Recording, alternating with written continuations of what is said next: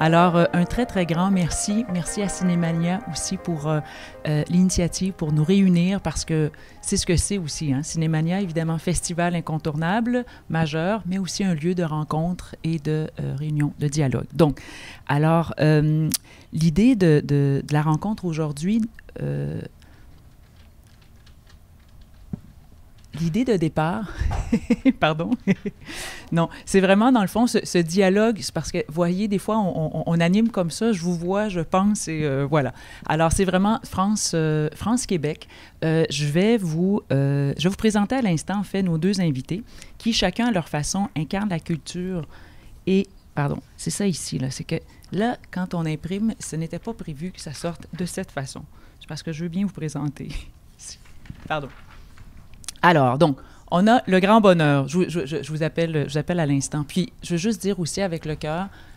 Non, ça, c'est pas dans les notes. Je le dis avec le cœur. Le documentaire, moi, je l'ai regardé en amont, chez moi, et c'est une chose à la maison, et ici, de le voir sur grand écran, c'est complètement différent. Et ça, c'est absolument magnifique. C'est aussi la force du cinéma comme ça qui nous réunit. Voilà.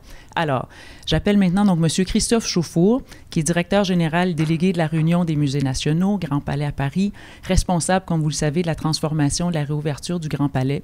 Donc, un chantier majeur qu'on vient tout juste de découvrir à l'écran. Son rôle l'amène à orchestrer la rencontre entre patrimoine, modernité, histoire, innovation. Il incarne la vision d'un Grand Palais vivant, ouvert sur le 21e siècle, qui est fidèle à son esprit d'origine, rassemblé et inspiré. Et on l'a très bien vu à la toute fin. On terminait sur cette note. C'est très touchant et émouvant. Donc, merci, Christophe, d'être avec nous. Je t'invite, tu peux ici t'approcher. Pardon. Et Mme Manuela Goya, qui a été présentée, n'est-ce pas, par Guillaume, que plusieurs d'entre vous ici connaissez. Donc, Manuela, qui est vice-présidente au développement de la destination, affaires publiques chez Tourisme Montréal, qui œuvre à positionner Montréal comme métropole culturelle, créative, où la culture joue un rôle central dans l'attractivité et la vitalité de la ville. C'est important de le dire parce que c'est comme ça qu'on va orienter la discussion aujourd'hui. Donc, et avant Tourisme Montréal, tu as dirigé de nombreuses années le Comité Montréal Métropole culturelle. Donc, merci Manuela d'être parmi nous. Puis, oui, tout à fait. Puis, ce que l'idée, dans le fond... Pardon, oui, un petit peu plus... Bon, on parle plus près du micro et on est entre nous. Moi, je laisse tomber ici le crayon. On va y aller avec le cœur. On avait bien prévu et tout, mais c'est toujours l'idée. Et c'est toujours... Pardon? Avec la tête aussi, un peu. Un peu. Avec la tête et avec le cœur. Mais des fois, quand on est trop dans la tête, voilà. Donc, l'idée, dans le fond, puis ça se veut un échange là, informel, mais l'idée, dans le fond, on veut que ça soit dynamique, fluide et tout. Et là, avant de plonger dans la discussion, juste vous donner un petit peu le plan, ce qu'on a pensé, parce qu'on s'est réunis, puis on a dit, à la lumière de ce... Il y a plusieurs façons d'aborder, n'est-ce pas, c'est les angles culture, vision politique et tout. Donc, voici le plan de match qui est proposé. Donc, on se dit, dans un premier temps, la culture comme lieu de rencontre. On va prendre le temps de s'interroger. On l'a vu, Cinémania qui nous rassemble aujourd'hui. Il y a des liens à faire. C'est exactement ce dans quoi on va se plonger. Culture et politique. Donc, vision, le temps long. L'importance, on l'a vu, un projet de cette ampleur. Il y a évidemment en amont toute une réflexion, mais une équipe et différentes sphères, on va dire, qui sont mobilisées pour ce grand type de projet. On va prendre un moment aussi, puis ça va être... tout va être intéressant, c'est certain, je le dis, mais de s'interroger aussi le fameux regard croisé, les différences France-Québec, parce qu'il y en a.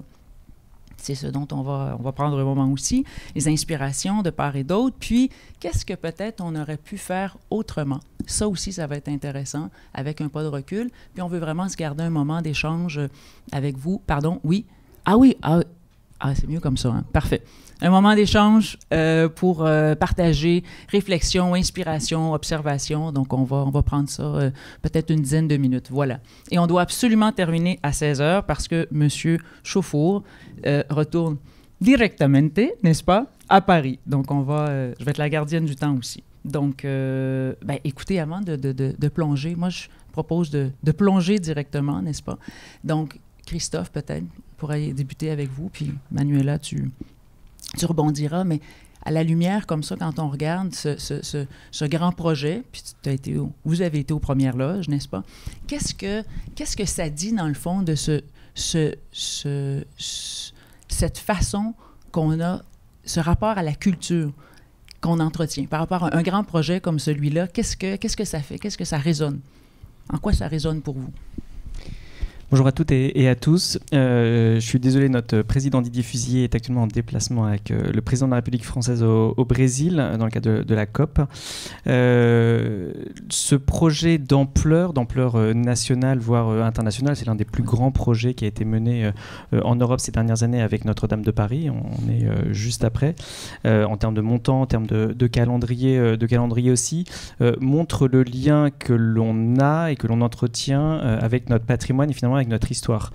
Le Grand Palais est un monument, on l'a vu dans le reportage, construit par la Troisième République, et le fait de le restaurer entièrement, sa première grande restauration depuis 125 ans, montre finalement une continuité historique, même si il a vécu des hauts, des bas, avec plusieurs projets de destruction, notamment par Malraux, qui avait demandé à Le Corbusier d'étudier la destruction et reconstruction du Grand Palais, avec aussi ce bâtiment au cœur de Paris, à côté de l'Élysée, et personne n'a vraiment su quoi en faire, d'où le nombre d'occupants qu'on a pu avoir, jusqu'à 18 occupants jusqu'en 2020, jusqu'à sa fermeture.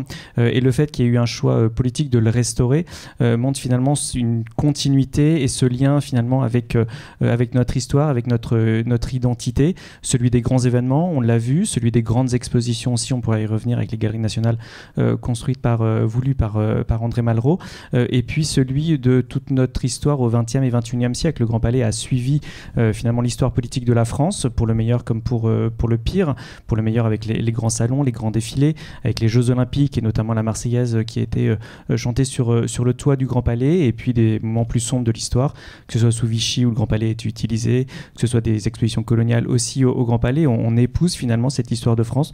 Le Grand Palais, compte tenu de son emplacement et compte tenu de son symbole en tant que tel, épouse effectivement l'histoire de France. Merci. Puis Manuela, n'hésite pas non plus à rebondir. Qu'est-ce que ça dit? C'est complètement, complètement ça. différent. On le sait, Montréal-Paris. Oui, Montréal, mais avant d'arriver à de... Montréal, je vais juste rester ici dans cette salle parce que ça parle beaucoup du fait que Cinémania nous réunit. C'est un point de suspension dans une salle obscure de se plonger dans une aventure exceptionnelle comme le Grand Palais. C'est un point de rencontre. C'est grâce à ces points de rencontre que vous avez eu aussi hier, il paraît, ça a été exceptionnel, Versailles. Bonjour Pierre Manuel. Il paraît que ça a été exceptionnel. Donc, c'est ces points de rencontre que Cinémania nous permet d'avoir pour justement voir une aventure culturelle historique également. Et après, se poser la question, mais pourquoi on fait tout ça? Pourquoi? Qu'est-ce que ça donne? Pourquoi on a besoin de refaire des grands ensembles? C'est sûr qu'au moment où j'étais invitée, j'étais prise de vertige, ma foi, le Grand Palais et Tourisme Montréal et Paris. D'habitude, on se compare beaucoup, nous, chez Tourisme Montréal, à Montréal, mais pas avec Paris. Paris et New York aussi, pour d'autres raisons, mais Paris est hors concours, toujours. Ce n'est pas non plus exempt d'exemples, justement. On prend des exemples là où ça vient, mais nous, plutôt Lyon, plutôt Nantes, plutôt Bordeaux. Mais là, de parler devant vous, Christophe, j'avoue que l'émotion était forte. Bon, depuis, c'est sûr, moi aussi, tout comme toi, j'ai regardé sur la tablette à la maison, sur un écran de télé, puis aussi j'étais soufflée par ce grand écran, parce que la magie du grand écran, c'est là. Et encore une fois, merci à Cinémania. Et Montréal, qu'est-ce qu'on peut faire avec tout ça? Nous avons une petite brève histoire de 400 ans. Mais ce n'est pas parce que notre histoire n'est pas longue qu'on ne peut pas justement faire intervenir le facteur identitaire, le facteur culturel, pour donner de la chair à notre histoire et de l'importance. Vous avez la chance en France d'avoir une mythologie aussi de l'histoire en France. Vous l'avez construite, parfois à tort, parfois et surtout à raison. Je trouve qu'ici, au Québec, on manque parfois de construire notre histoire, parce que celui qui construit l'histoire, pour des bonnes raisons, peut aussi la consolider et puis surtout peut en prendre soin. Parfois, nous sommes dans cette instantanéité donnée peut-être par notre côté nord-américain. Mais nous sommes entre deux chaises. Parfois, c'est inconfortable d'être entre deux fauteuils, deux chaises, parce que nous sommes européens à la base. Alors, on va en parler. Je vais continuer à parler sur cette base de construire, respecter surtout qui nous sommes et le patrimoine que nous avons. Sans toutefois, et heureusement, on est sorti de cette période des années 70-80 où on voulait tout détruire. Nous sommes tout de même dans une période de construction et aussi de soins. Mais c'est toujours un projet. Il faut qu'on soit vigilant. Nous avons des documentaires, nous avons aussi votre présence et aussi la présence, même s'il n'est pas là, de Didier. Je me permets de l'appeler Didier, Monsieur Fusilier, qui est un grand amoureux de Montréal. Et je sais que la porte chez lui, au Grand Palais, est grandement ouverte à nous, les Montréalais. Alors, voilà, grosso modo, ce qui m'amène ici, donc cette rencontre, ce documentaire. Bravo pour ceux qui l'ont fait, parce que même en sachant très bien que c'est un succès, en sachant très bien que toute cette construction a eu un immense succès pour les 2024 et que c'est devenu pratiquement un point de rencontre, mais moi j'ai regardé le documentaire comme étant un film policier. Qu'est-ce qui va se passer la prochaine fois? Juste l'idée de sable, le sable, mais quelle affaire! Au lieu de mettre une dalle quelconque, anonyme, ben, on a sorti quand même de l'histoire. Simplifié. Bien sûr que c'est simplifié, mais j'aurais pris le double, triple et quadruple. Mais vous voyez, c'est ça qui m'anime, donc c'est certainement ça qu'on va te donner, chère animatrice de mon cœur, Noémie. Et sur le documentaire, je rebondirai, puisqu'effectivement pour nous c'est important, parce qu'on laisse une trace de cette restauration, encore une fois la première fois que le Grand Palais est restauré, et même pour nous qui étions au cœur de la machine, au cœur de Paris, dans le Grand Palais, le fait, grâce au documentaire, d'aller voir comment les pièces étaient faites, comment les pierres étaient trouvées, clairement personne quasiment au sein de l'établissement n'y est allé. Et d'avoir cette vision à 360, c'est clairement la force aussi du documentaire, du scénariste effectivement Stéphane Cornit, du réalisateur Stéphane Cornit qui a réalisé ce film-là, d'avoir finalement une vision beaucoup plus exhaustive que celle que nous on pouvait avoir, et effectivement et de le revivre ici avec vous, de revivre aussi tout le stress, parce que c'est clairement un contre-la-montre qu'on a vécu, avec tous les sujets politiques, tous les sujets financiers, tous les sujets juridiques aussi qui ne sont pas forcément abordés mais qui sont sous-jacents dans ce documentaire. Un premier contre-la-montre pour les Jeux Olympiques, deuxième contre-la-montre ensuite en juin 25 pour la réouverture du Grand Palais avec les grandes expositions. Oui. Mais c'est ça, si tu me permets, Noémie, c'est ça aussi qui a fait la beauté de la réussite, parce que vous avez joué contre la montre aussi. Autant, et je fais un lien, peut-être il est léger, un lien avec 1900 aussi. Il y a eu 3 ans pour construire ce palais extraordinaire, et il n'était pas le seul ajout extraordinaire à Paris pour 1900. Donc, peut-être c'est ça votre karma, jouer contre la montre et gagner toujours. D'ailleurs, à un moment donné, de manière très astucieuse, ou peut-être moi je rêve, ou je veux avoir du sens dans chaque seconde, à un moment donné, les marteaux-piqueurs marquaient presque le temps avec une cadence toutoum pouf, toutoum pouf. Je dis, ah ben voilà, c'est le temps qui tique, il y a quelque chose qui va arriver, donc c'est vrai, la réussite arriva. Mais j'ai vu beaucoup de similitudes entre la rénovation exceptionnelle et la construction. Et je me suis rassurée, parce que j'ai fait mes recherches, mais je savais déjà qu'à un moment donné, à l'aube de l'année 2000, il y a eu à un moment donné, Catherine Trautmann, je pense, qui a dit il faut qu'on fasse quelque chose avec le Grand Palais, parce qu'il était presque, et ça j'ai de la peine même à le dire, presque il y a quelques penseurs qui ont pensé le démolir ou faire autre chose avec. Et ne serait-ce que le grand architecte Le Corbusier, je vais vous revenir là-dessus parce qu'il est venu chez nous aussi, il a fait entre guillemets, quelques dommages. Christophe peut-être sourit parce que je lui ai parlé de ça. Mais j'ai envie de dire, bon, il est décédé en 1965, Monsieur Le Corbusier, mais heureusement, il n'a pas touché le Grand Palais parce qu'autrement, on aurait eu... Bon, j'ai peur d'y penser, mais peut-être ça aurait été génial comme lui parfois. Voilà, je te passe la parole. Non, mais c'est intéressant, Manuela, parce que tu nous amènes, puis les deux, j'écoutais, on a évoqué l'importance de la vision, du temps long et de la vision politique aussi. Donc, parce qu'un projet de cette ampleur, évidemment, ça prend, c'est une volonté de s'inscrire dans le temps. Alors, moi, je serais curieuse aussi de vous entendre à cet égard sur l'importance de la vision des différents pouvoirs politiques en place, puis comment on fait pour s'assurer de voir beaucoup plus loin. Je sais qu'ici, parfois, on a des défis, le court terme versus le long terme. Je serais curieuse de vous entendre à cet égard dans un premier temps.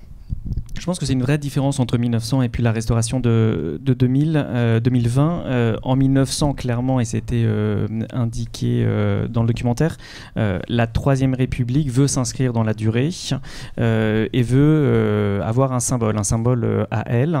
Elle fait donc 3 choix: détruire le palais de l'industrie qui avait été construit par le Second Empire pour l'exposition universelle de 1855. Donc il y a un choix politique de détruire finalement un des symboles et un des plus grands symboles de Paris lié au Second Empire.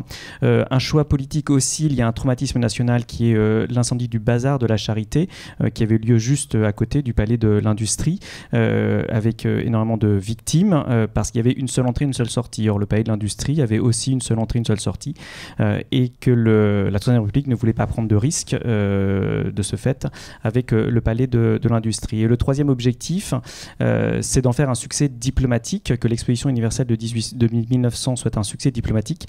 Celle de 1889 avait été un échec diplomatique, énorme succès populaire avec la Tour Eiffel notamment, mais échec diplomatique puisque aucune puissance européenne n'avait voulu venir en France commémorer évidemment le centenaire de la Révolution française. Et donc il y a un enjeu diplomatique pour la Troisième République de réussir cette fois-ci cette exposition universelle, et le symbole de cette exposition universelle est le Grand Palais, construit dans la durée avec évidemment un architecte, même 3 puisqu'ils n'ont pas réussi à se mettre d'accord, et un 4e même qui a coordonné l'ensemble, 4 architectes français, hors de question que ce soit un architecte étranger à l'époque, le long de cet axe entre l'Élysée et les Invalides, qui est finalement pour montrer que la Troisième République est l'héritière de tous les régimes, l'ancien régime entre Louis XIV, les Invalides et Pompadour côté Élysée, l'héritière aussi des empires, avec notamment le tombeau de l'empereur sur cet axe entre l'Élysée et les Invalides. Donc politiquement c'est très fort et c'est vraiment un projet politique de modifier finalement la carte de Paris au cœur de Paris et pile à l'angle finalement entre les Champs-Élysées et la Seine, juste en face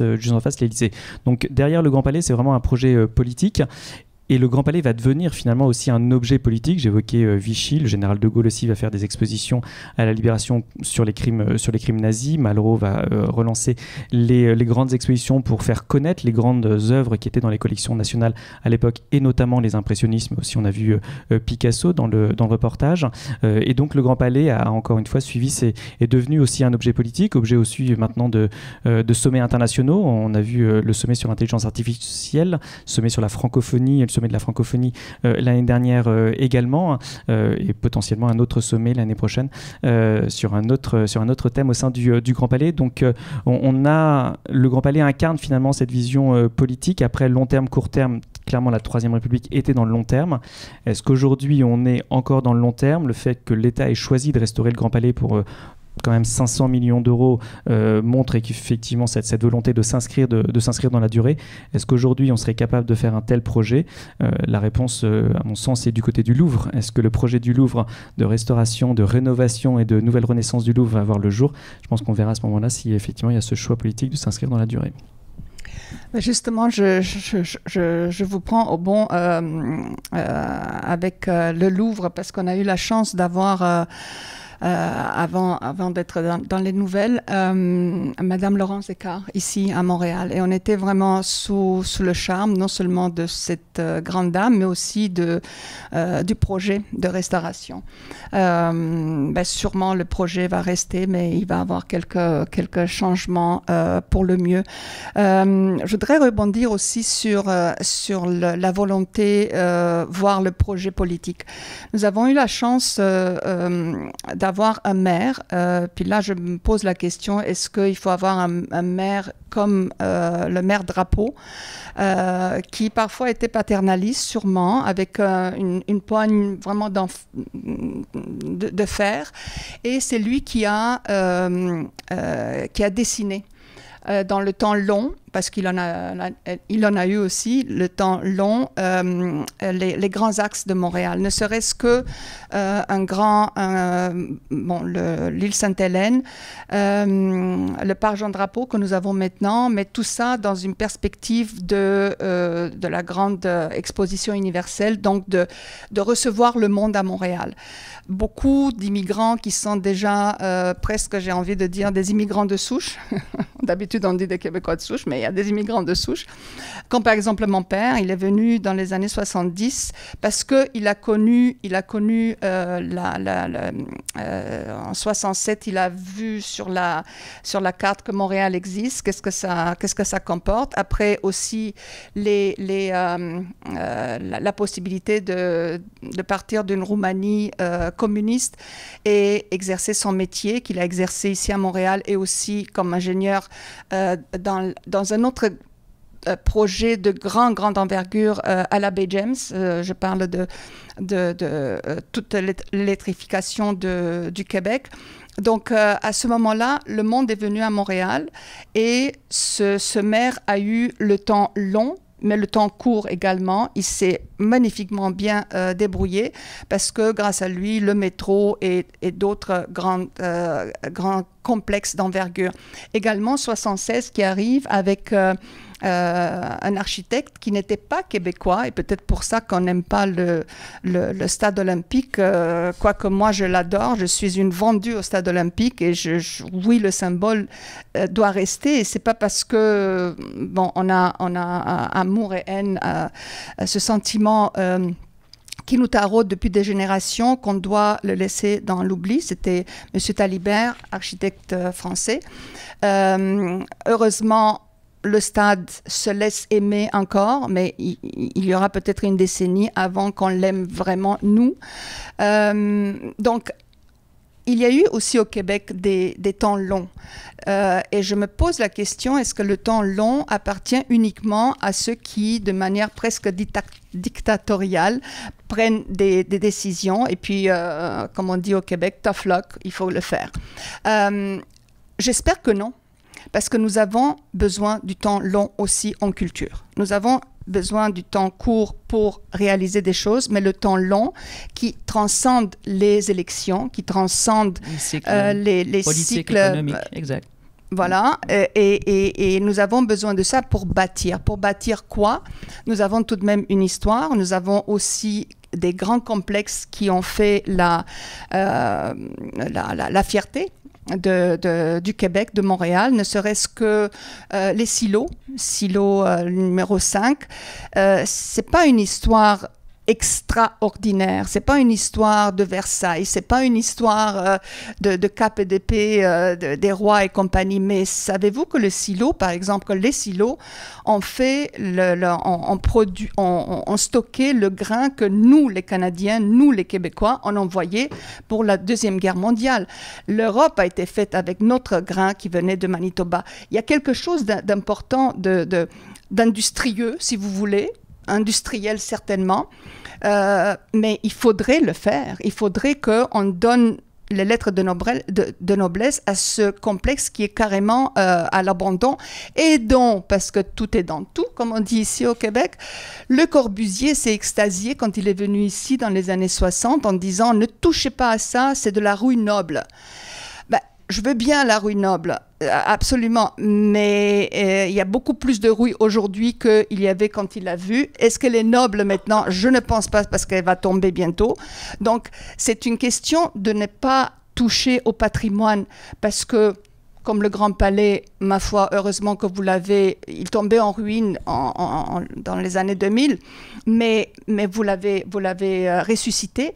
Mais c'est une chose aussi que de garder et consolider ce patrimoine-là. C'est peut-être là où nous manquons de beaucoup de... C'est pas l'argent qui manque. C'est pas l'argent qui manque. Si un politicien vous dit l'argent manque et tout ça, on le trouve toujours. C'est la volonté qui manque parfois. Souvent, on a quand même des grands ensembles ici qui attendent d'être restaurés. Et je termine avec le temps long. Nous, les Montréalais, nous avons, et le Québec aussi, parce que nous sommes la métropole du Québec, nous avons une chance d'avoir un temps long dans 17 ans. C'est le 400e de Montréal. Nous avons fait, il y a 50 ans, on a fait pas mal de choses pour le 350e, pour le 375e aussi, mais le 400e comme métropole francophone en Amérique du Nord, je pense que le rendez-vous est indissociable à notre avenir et notre identité, et nous avons la chance d'avoir du temps long. Alors, il faut commencer dès demain avec une nouvelle administration, avec peut-être une nouvelle administration ou pas des élections à Québec, et puis avec un gouvernement à Ottawa. Donc, ça aussi, nous avons 17 ans à travailler. Merci pour nous rappeler que le temps long est important. Je rebondirai sur la volonté politique, le choix politique. Lorsque le Grand Palais ferme en 2000 à cause du rivet qui tombe et est fermé pour des raisons de sécurité, le rivet avec effectivement un affaissement côté Seine, puisque le Grand Palais est installé sur 3000 pieux dans le lit de la Seine, c'est vraiment le choix politique d'un ministre de dire on va le restaurer et c'est l'État qui va le garder, puisqu'effectivement il y a eu l'appétit de nombreux acteurs privés pour prendre possession du bâtiment, et en se disant ok, je le restaure et ensuite je vais y faire plein de choses, salle de conférence, de faire des symposiums et compagnie. Et donc là, il y a un vrai choix politique qui est fait, courageux. Il n'y a pas l'argent à ce moment-là, mais au moins il y a un choix politique qui est fait et ensuite les autres gouvernements vont maintenir ce choix. Et quand le projet de restauration est validé, c'est quand même compliqué de se dire qu'on met 500 millions d'euros au cœur de Paris, en face de l'Élysée. Il a fallu quand même l'arbitrage de 3 présidents de la République pour valider le fait qu'on ferait bien ces travaux. Parce que politiquement, ça évidemment, dans une période telle que la nôtre, ça n'a pas forcément de soi, avec toujours la question Paris-Province. Et donc, pour moi, il y a à la fois le choix politique qui est primordial, mais il y a aussi raconter l'histoire, parce que c'est pas juste on rénove un bâtiment. Encore une fois, c'est un bâtiment symbolique, important, au cœur de Paris. Il n'est pas juste beau. Il raconte une histoire importante, et comme pour les silos, on met pas juste de l'argent pour rénover et faire plaisir à Le Corbusier. On doit raconter des histoires, on doit raconter une nouvelle histoire, mais aussi se plonger dans ce pourquoi finalement tout cela a été fait. Et c'est sans doute ce qui manque et ce qu'on a du mal à faire. Je pense que la plupart des Français ne connaissent pas cette histoire du Grand Palais, et c'est dommage. Et donc c'est aussi à nous de prendre notre bâton de pèlerin et de le faire pour que ce soit accepté et pour que finalement ça appartienne à tout le monde, parce que c'est un bâtiment public qui appartient à l'État et donc qui appartient à tout le monde. Puis pour rebondir un peu pour le volet politique peut-être. Pardon, oui, comme ça, est-ce que c'est mieux? Oui. Oui, pour les autres. Oui, pour les autres, pour tous, c'est pour vous. Importante. Manuela, peut-être quelques mots pour le volet Montréal Métropole culturelle, parce que tu parlais de l'importance, juste là, peut-être pour le bénéfice ou pas? OK. Oui, parce que, dans le fond, ce qui est intéressant, Manuela, il y a quelques années, a piloté tout le volet Montréal Métropole culturelle qui rassemblait, dans le fond, les 3 paliers de gouvernement, les différentes parties prenantes, puis c'était vraiment dans l'idée, dans le fond, de pouvoir penser à plus long terme. On va voir pour la suite si ça se poursuit, mais c'est un petit peu l'idée de rassembler les forces vives. Dans les volontés politiques et les projets politiques, c'est sûr que la gouvernance est très importante. Puis il faut que les projets en général, que ce soit les projets en culture, bien entendu, mais les autres aussi transcendent comme j'ai dit tout à l'heure, les élections et les intérêts de chaque parti, bien entendu. Nous avons eu une très, très bonne idée, je pense de la 8e merveille du monde, en tout cas pour nous, ici, de faire fi du millefeuille administratif et gouvernemental que nous avons ici, que vous avez bien entendu ad nauseam en France aussi. Mais à un moment donné, la volonté... J'ai fait exprès. Donc, vous savez, comme moi, que la culture est de compétences tridimensionnelles, autant la ville, autant Québec et Ottawa. Et entre les trois, mon cœur balance. Alors, il y a des flous artistiques entre ces strates. Et souvent, des territoires, comme Montréal par exemple, sont tenus en otage par rapport aux intérêts des gouvernements. Et mon exemple, le premier, est celui qui a quand même connu du succès et a sorti de terre, c'est quartier de spectacle.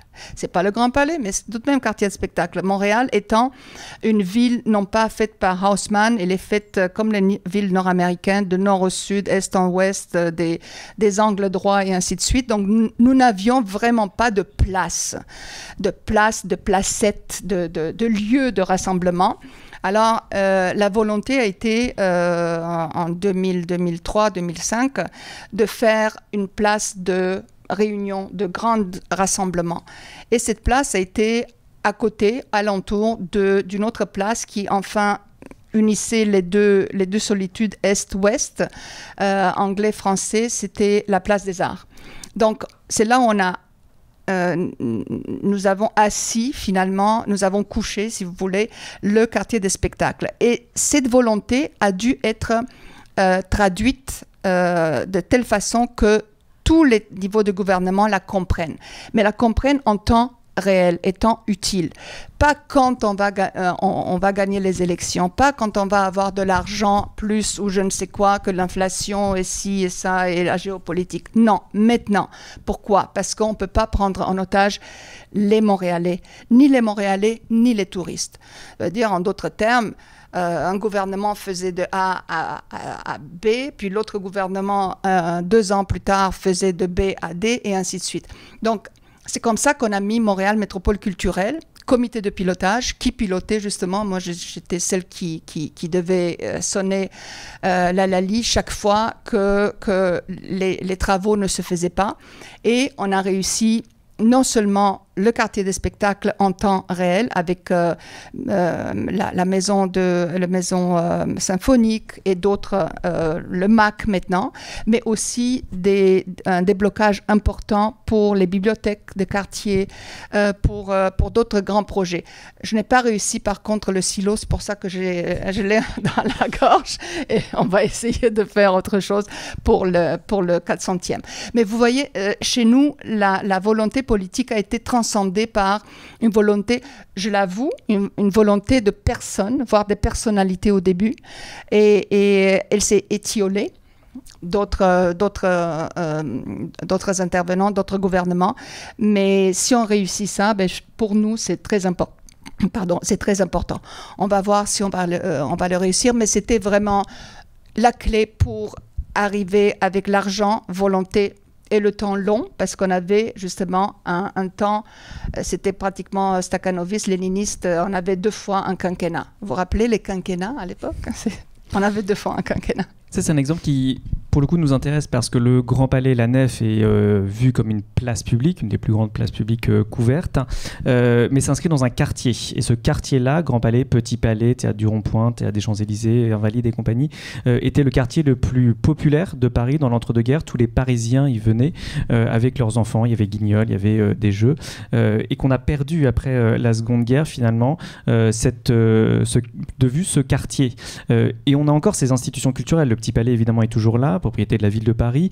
Les Invalides aussi, musée de l'armée. La fondation Giacometti va bientôt s'installer dans le quartier. Théâtre du Rond-Point juste à côté. Et donc, comment, avec des structures différentes, des gouvernances différentes, des jeux politiques différents entre les uns et les autres, finalement, ce quartier peut aussi revivre et un peu sur ce modèle-là. Et donc, effectivement, dans les croisements et les regards entre la France et le Québec, celui-ci, je pense, est un bon exemple pour partir de Montréal et se dire qu'effectivement Paris a évidemment des choses à apprendre de Montréal. Si tu me permets, je n'ai jamais vu, c'est la 2e fois que j'entends Christophe, parce qu'on s'est parlé tout de même de la préparation de ce panel, que le Grand Palais et tout ce qui est autour, ça fait partie de la vie de quartier. Quel quartier? Je suis complètement submergée par tout ça. Pardon, ça c'est vraiment ligne éditoriale, Manuela. Mais je vois maintenant le Grand Palais avec d'autres yeux parce que c'est vrai que c'est une vie de quartier. Il y a une cohérence, le Grand Palais, le Petit Palais. Bien sûr, mais c'est tellement écrasant. Le Grand Palais est juste un cœur, mais un cœur de quartier. Effectivement, c'est à nous de le faire revivre maintenant. Parfait.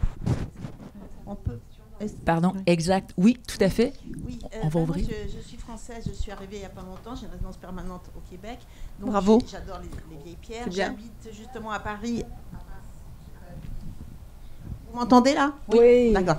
Donc, j'ai été souvent avec mes enfants au Palais de la Découverte, Grand Palais. Donc, c'est vraiment extraordinaire aussi pour les enfants, ça, de découvrir, d'apprendre. Et quand je suis arrivée au Québec, j'avais justement des touristes avec un guide dans le Vieux-Port, parce que j'habite dans le Vieux-Port, j'adore le Vieux-Port, parce que c'est le Vieux-Montréal.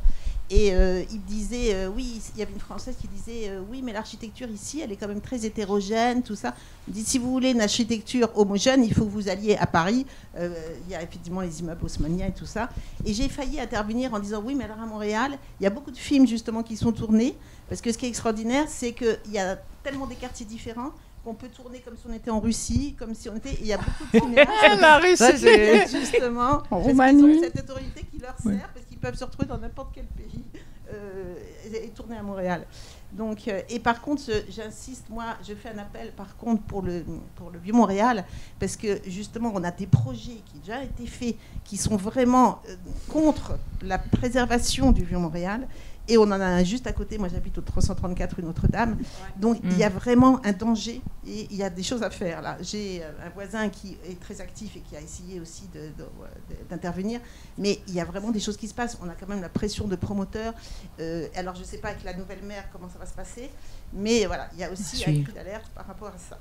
Bon, et sinon, moi, j'adore effectivement que je pense que le Québec et la France, ils ont vraiment des liens historiques. Et j'adore la bienveillance des Québécois. Bon, ce qui est le plus difficile, c'est la nourriture. Et puis, je cherche les vieilles pierres. Mais il y a vraiment une préservation à faire. Et pour la culture, évidemment, Paris, c'est extraordinaire. Mais ici aussi, il y a énormément de choses qui se font. Et je suis très contente. Je suis enchantée d'entendre ça. Parce le dynamisme et le bouillonnement. C'est même une ville à Montréal que par rapport à l'Amérique du Nord, il y a vraiment un chapeau de culture. Souvent, ce qu'on appelle, entre guillemets, bien sûr, les étrangers, moi, je suis entre les deux. Je suis ici depuis 45 ans, mais j'étais comme vous avec immigrants reçus à l'époque. Mais souvent, les Montréalais, on aime moins notre ville que ceux qui arrivent, que les touristes et ceux qui arrivent comme vous. Félicitations d'ailleurs pour votre résidence. Vous avez raison. Moi, je vais rajouter le fait que Montréal n'est pas une ville extraordinaire. Ce n'est pas une belle ville, mais c'est une ville attachante. Une ville attachante. Elle n'a pas été faite, encore une fois, à Haussmann, avec toute la volonté d'harmonie et d'uniformité aussi. Elle a été faite à la va comme je te pousse. Et de contrôle. Et de contrôle, exactement. Un peu à la va comme je te pousse.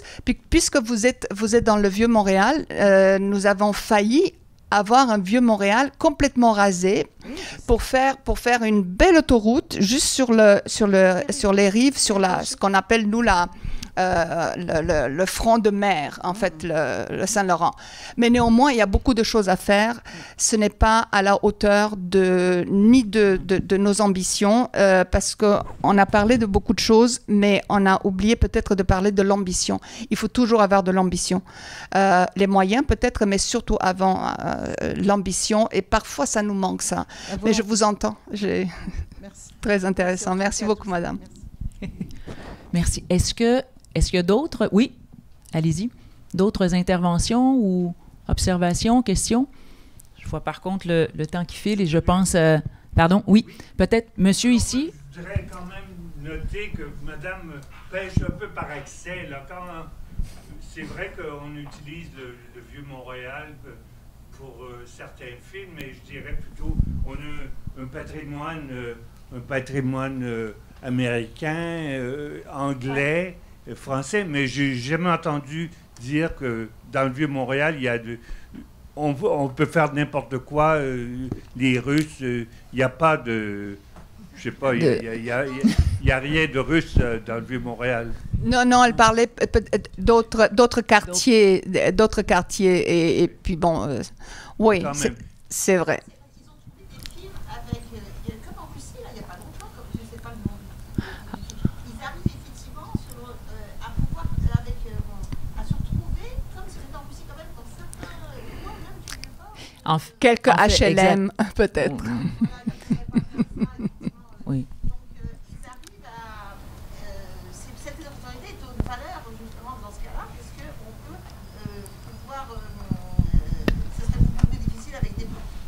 Oui. Oui, Non, Montréal exact. est très polymorphe, en fait. Ça prend... Longtemps, nous sommes comme des caméléons. Caméléon, puis longtemps, Montréal a été un lieu de tournage aussi important avec plusieurs productions américaines. C'est de moins en moins le cas, mais ça, c'est un autre dossier. Il y a d'autres villes en Amérique du Nord qui se positionnent sur cet échiquier. Je vous remercie beaucoup. Merci pour votre merci, intervention.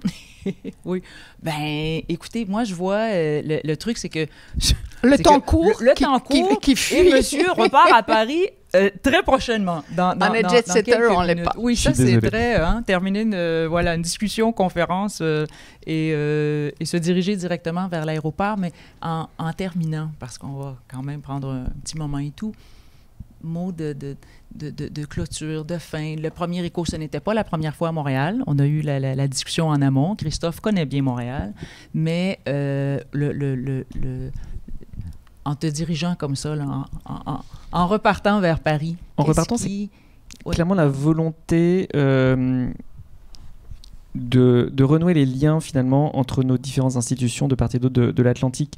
Effectivement, grâce à Cinémania, on peut présenter ce documentaire et l'objectif effectivement c'est de raconter cette histoire de travaux assez exceptionnels du Grand Palais pour un bâtiment qui l'est tout autant, de aussi attirer les touristes canadiens de plus en plus nombreux puisqu'ils vont moins aux États-Unis et plus dans la vieille Europe, et ça on en est nous très contents, mais aussi de renouer les liens avec les institutions culturelles québécoises, de pouvoir faire le tour des différents musées, de voir les différents responsables et de se dire qu'il y a des choses à faire.